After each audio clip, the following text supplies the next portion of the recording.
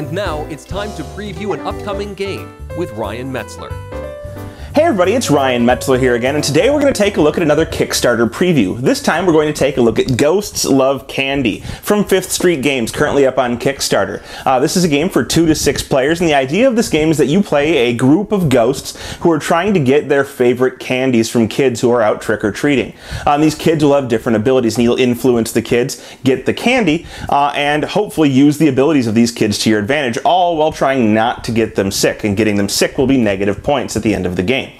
So real quick, we'll take a look at what you get inside of the box here. We'll see how the game plays, and then we'll come back here at the end, and I'll sum it all up for you. So here you can see the components for Ghosts Love Candy set up for a 4-player game. Just a reminder that these are prototype, not final quality components, so what you get when you pledge for a copy of the game will likely reflect the function, but maybe not the form of what you see out here right now.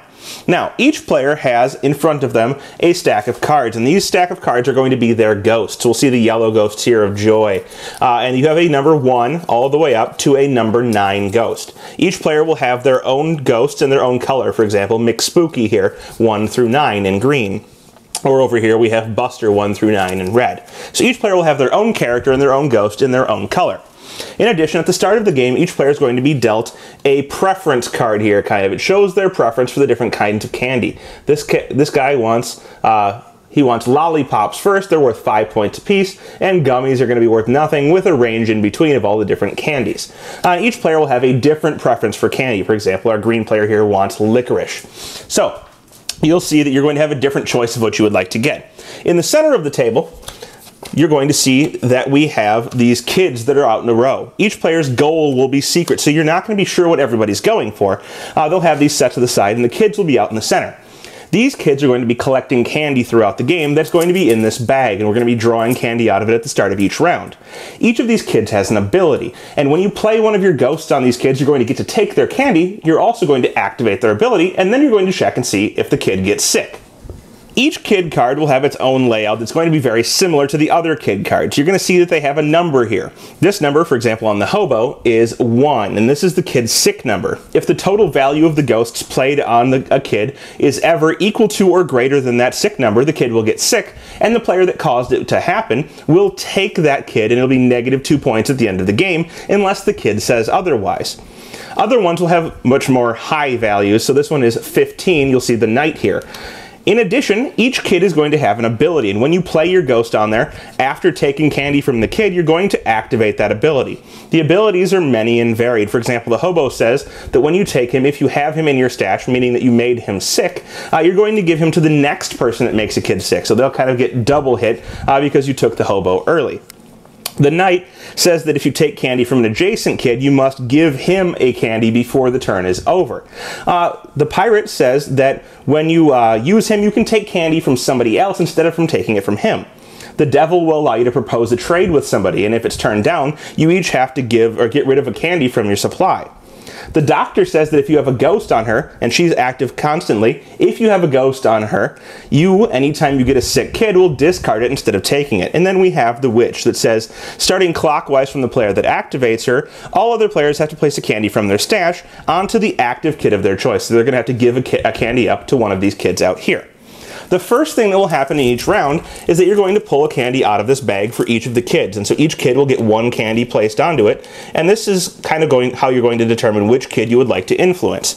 So if your preference is for lollipops, you may want to influence the knight or the witch, whereas if your preference is for the licorice, you may want to go ahead and place your ghost on the doctor.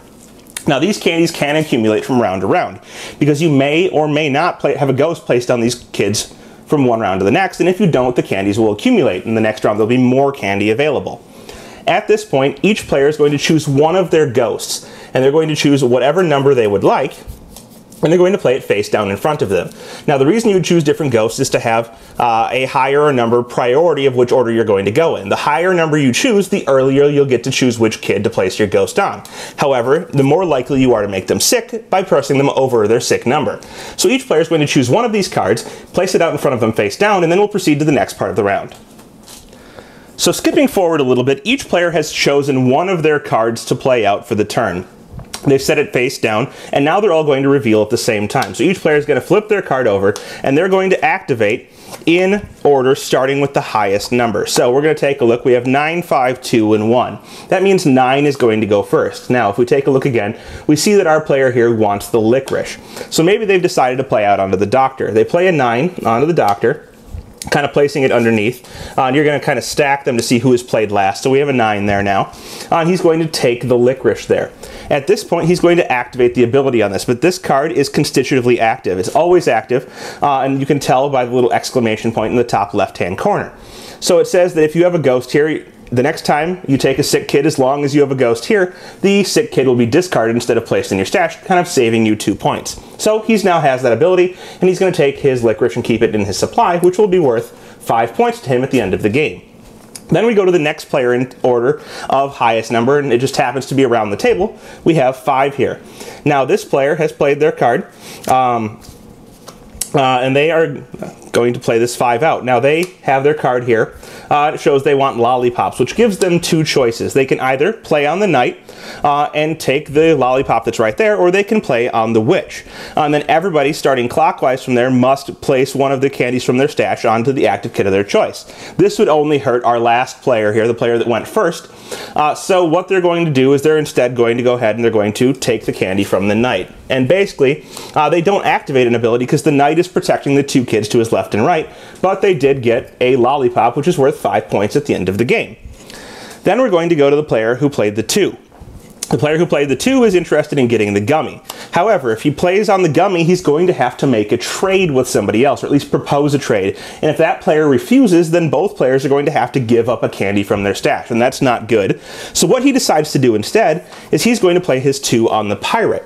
Now, we have some interesting effects here. The pirate says that he can take a candy from any other card out there. So maybe he decides to go ahead and take the gummy from the devil.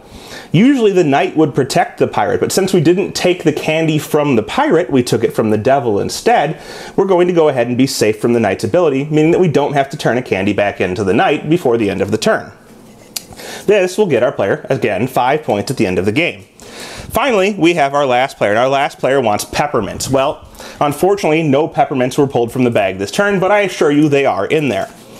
She instead is going to try and figure out what to do. She would have taken the gummy if she could have, but unfortunately the player before that has already done so.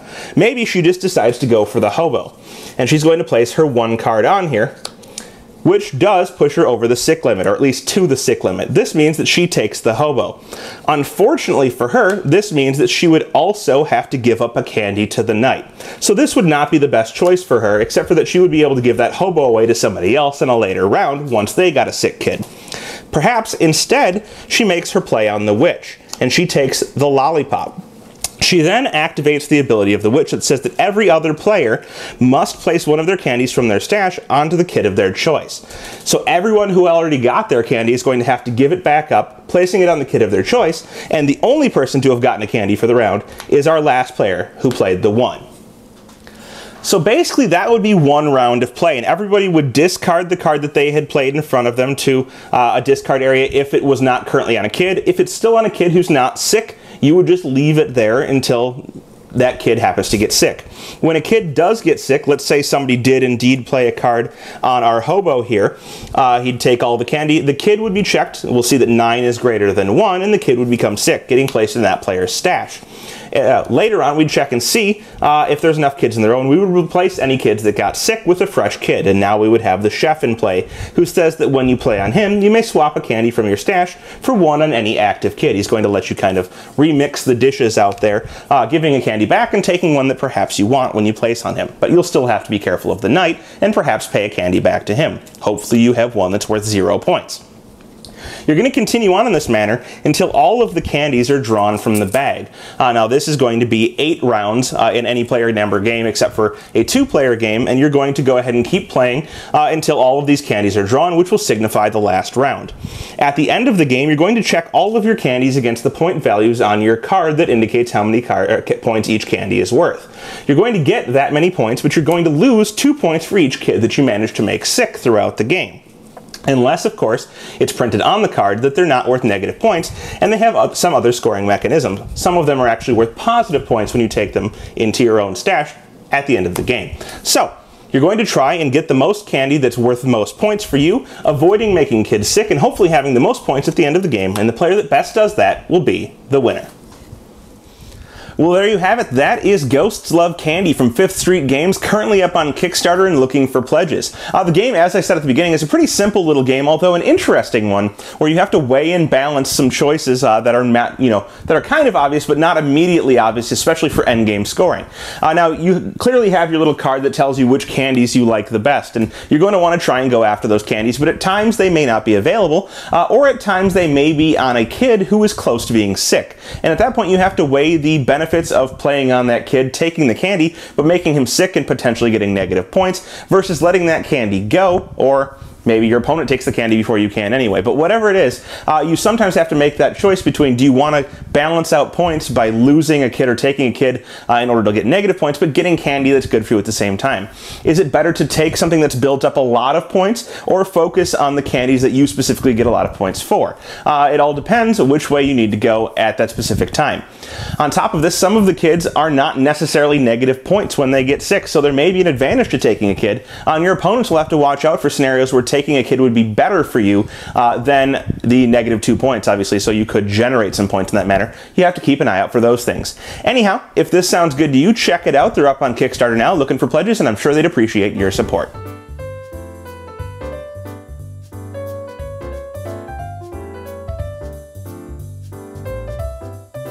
Thanks for watching our review today. For more information about board games, as well as the #1 board game audio podcast, check out Dicetower.com for reviews, interviews, and more. I'm Eric Summerer, and you've been watching The Dice Tower.